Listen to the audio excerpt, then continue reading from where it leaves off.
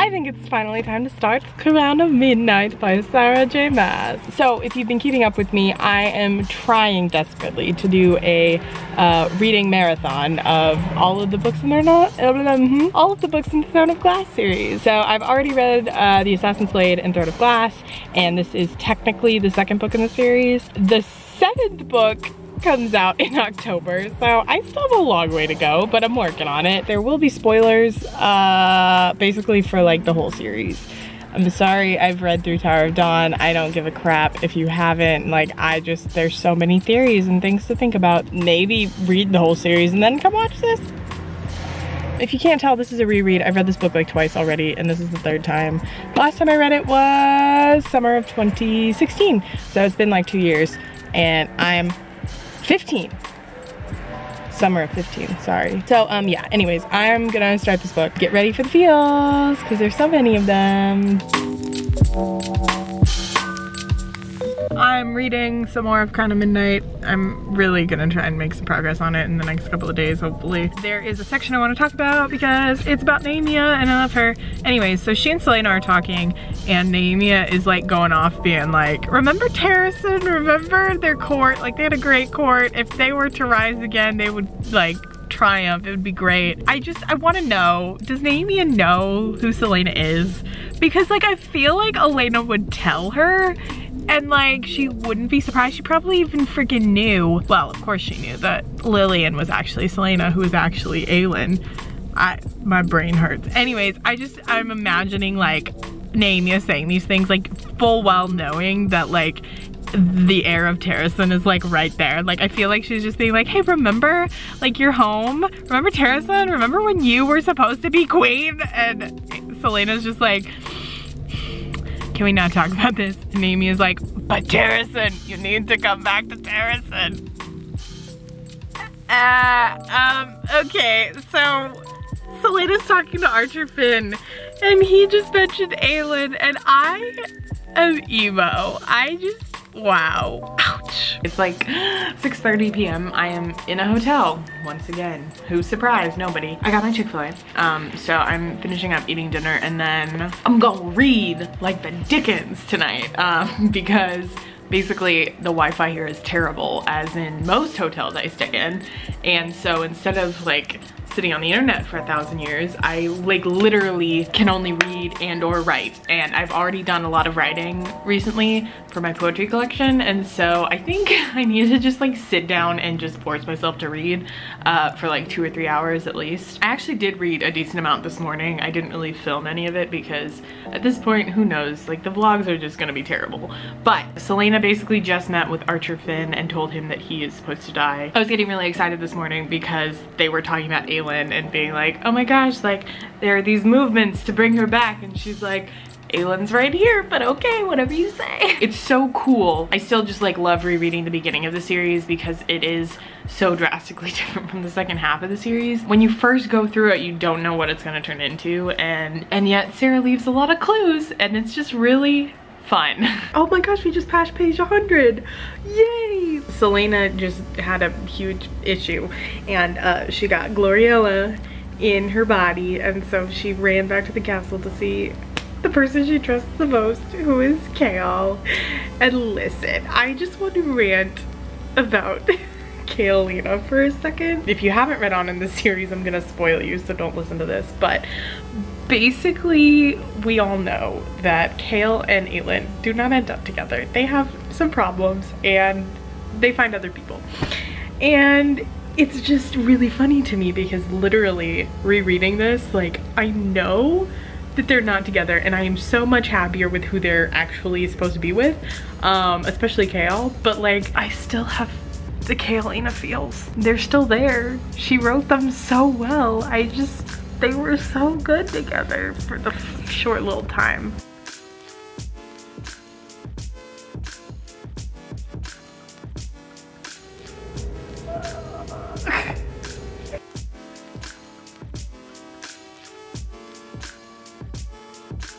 Okay, so something I've noticed upon reading these first 3 books in the series is that I literally remember nothing. Right now, Selena is going down into the catacombs beneath the library, and she's finding all this like fae art on the walls, and she's like, why did Gavin build his castle here? What's down here? What is that thing in the library? And I'm just like, girl, I'm sorry. Oh my gosh, I just remembered Dorian in Queen of Shadows. I'm in pain. Okay, bitch. No. Selena found the iron thing in the tunnel. You know what I'm talking about? I don't really know. But she's like literally talking about iron. And first of all, she's talking about magic, and she's like, yeah, magic has like so many variations, like the ability to heal, to shapeshift, to summon flame or water or storm. Irene and Lysandra and Aelin. I'm in so much pain. And also she goes on and she's like, yeah, you know, like the iron can cause fainting spells or worse. Aelin's in an iron coffin. I'm emo. Honestly, this whole vlog is just gonna be me being like, oh my gosh. Selena is at Holland's return dinner, and they're having Rena Goldsmith sing, and obviously Sarah is a little genius, and every time that she has somebody like sing a song in the series, because it's happened like 2 or 3 times, they like all parallel Aelin in some way. All 2 of them, I say that. But anyways, this one is about a fae woman who has a horrible, profound power that all the kings want, and they want to use her to win wars and conquer nations. So anyways, it goes on and it says that the fae woman served those kings, and then she got lonely, and eventually one day a knight came, and they traveled to his kingdom, and his fear turns into love, and he sees her not for the power she wielded, but for the woman beneath. And then literally 2 seconds after that, Kale like holds her hand and he's like, I got you, I understand. But it's like, it's so ironic and funny because literally he is like the first person who's like, no, I cannot separate you from your power. You are too much. You are evil. You are magical. I can't be with you because you're like that. Like you're a monster. But Rowan comes along. He loves her even though she's powerful. Don't look at me. I don't understand how people don't like this series. Like, okay, it's not super diverse all the time. And okay, the beginning books don't have the best writing style. But it's the emotion, they're so, and like the foreshadowing, and like it's just so well planned out, and the characters, I'm so emo. I don't have my phone, and I use my phone to like text people and tweet things about me feeling, and I just feel so many things, and so you're getting it on camera. I know Kale messed up. Like, I know he is not the best guy, and he had to go through a lot to get to where he is now. However, he is really sweet and cute, and I forgot how much I love him, and like I really miss Tower of Dawn. Oh no, no, just no. Literally, Naomi is talking to Dorian. She like puts her hand on his chest and she's like, you have power in you, more power than you realize. It sleeps. When the time comes, when it awakens, do not be afraid. I will help you. Oh my goodness. No, she won't. She's gonna die soon. I figured out why I think I like Aedion so much, and I mentioned him because Dorian just mentioned him, and I love him so much. But I think the reason I like Aedion so much is because he reminds me of Thor. And we all know how much I love Thor. Can you just like imagine like Chris Hemsworth with the long blonde hair playing Aedion Ashriver? It's literally all I want. And Kale has lost it again. Kale's problem is that he wants everything both ways. Like, ugh. Because at the beginning, he's like, man, I really wish Selena wasn't killing all these people because like, she's a monster and like I don't want that for her and like I just stop killing people. And then she tells him that she wasn't killing anybody and he's like, but you swore an oath, you promised you were gonna do this, why didn't you do this? And she's like, dude, what do you want from me? And then they broke up and that was that. It's like 10 p.m. and I decided to go to bed because I'm tired and it's been a long day. I am on page 192, chapter 24. I read like 9 chapters, which doesn't sound like a lot, but I'm like really close to halfway. I'm gonna sleep. Good morning, fam. It is Tuesday? It is Wednesday, my dude. No, it's not. I'm sorry. It's Tuesday. I got so excited for nothing. I'm at work again, reading on a break because that's what we do here. Dorian is currently talking to Baba Yellowlegs and asking her questions. And interesting little tidbit. Just want to lock that information away for later. He asked her about her lifespan, and he's like, oh, I guess you guys have the long lifespan like the Fae. And she's like, or the Vogue. We didn't figure out which one. I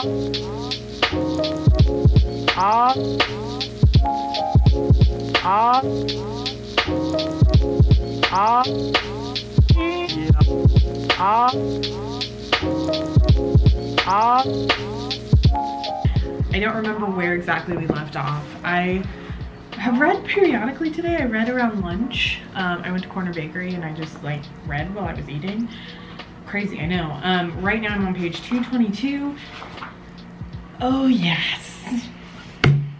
Yes, I remember. I am at the point where it all goes wrong. Basically, this is like a huge turning point in the series. I'm at the part like right before the second part where, you know, Naomi dies. Spoiler alert. I'd say this is what turns the entire series into a different story, because before Naomi dies, Selena is very much a coward and like she doesn't want to face her destiny and she doesn't want to become queen. She just wants to like be Selena forever. But once Naomi dies, she has to undergo this huge transformation, and like obviously the transformation isn't necessarily the turning point, I would say. Like it is, but it's, you know what I'm saying. Anyways, we're getting to that turning point now. I'm just really sorry for what Selena has to go through. It's really upsetting. So I'm gonna eat my salad and read and be sad.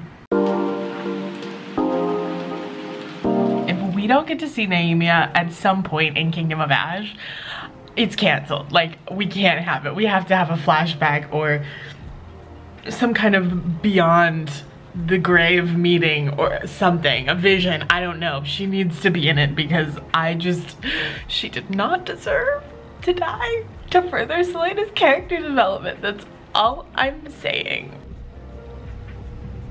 What? Selena went to go talk to Baba Yellowlegs because she's stupid.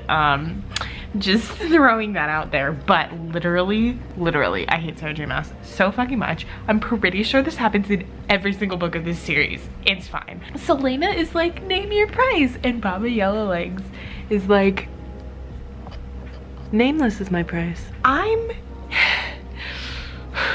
It's fine. I'm fine. Everything's fine. Also, the fact that Baba Yellowlegs knows about the word keys and the word gate because she's a witch and because she fucking worked with the fucking Maeve.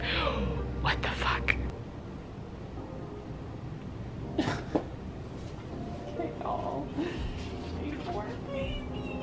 I am really getting sidetracked and it's late. I mean, it's like 10:15, but it feels late. I'm really tired. So I'm gonna call it a night and go to bed, hopefully. But I made it all the way to 326. Oh, we have less than 100 pages. That's yikes.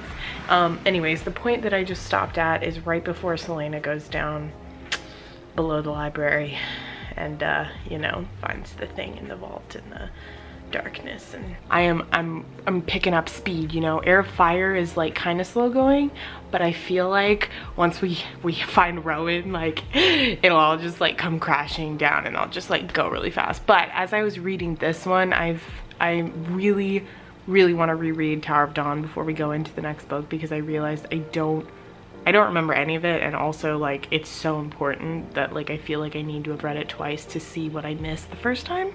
So yeah, it's great. I love Suffering. I have less than 100 pages left in Crown of Midnight, and I had the feeling of, like, you know when you get the feeling where you're reading a book and you're like, I can finish this tonight, I can do it. If I try, if I push, I can make it happen. I have that feeling that I could do it. I just really need to like buckle down and focus.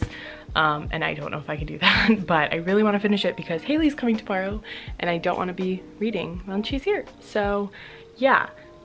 And if I don't finish it today, I think I have some time off for lunch tomorrow, so I could probably finish it then, but damn it, I want to finish it tonight. I have a theory for Kingdom of Ash. It's happening. I'm making it. Right now I'm at the part in Crown of Midnight where Selena, stupidly, decided to go underneath the clock tower down in the depths of the dark black iron cage. Not a cage, it's just like a dungeon. But she's down there hanging out, and she unlocked the door with the word marks, and one of the lines in there says that like iron is one of the things that's supposed to be immune to magic, but they're not immune to word marks.